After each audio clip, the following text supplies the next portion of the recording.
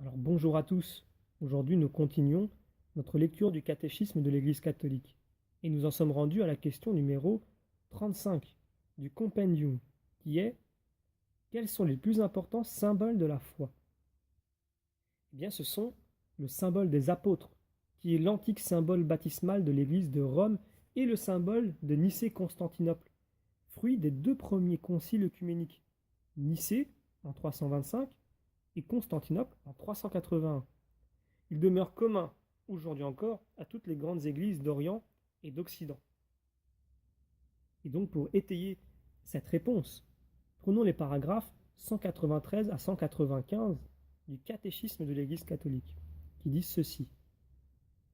Aucun des symboles des différentes étapes de la vie de l'Église ne peut être considéré comme dépassé et inutile. Il nous aide à atteindre et à approfondir aujourd'hui la foi de toujours à travers les divers résumés qui en ont été faits.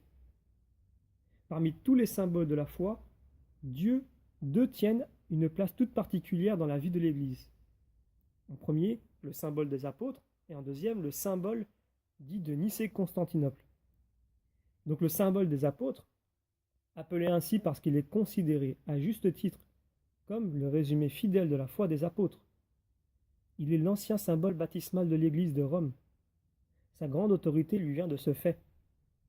Saint Ambroise nous dit qu'il est le symbole que garde l'Église romaine, celle où a siégé Pierre, le premier des apôtres, et où il a apporté la sentence commune. Et nous avons donc aussi le symbole dit de Nicée-Constantinople, qui tient sa grande autorité du fait qu'il est issu des deux premiers conciles œcuméniques.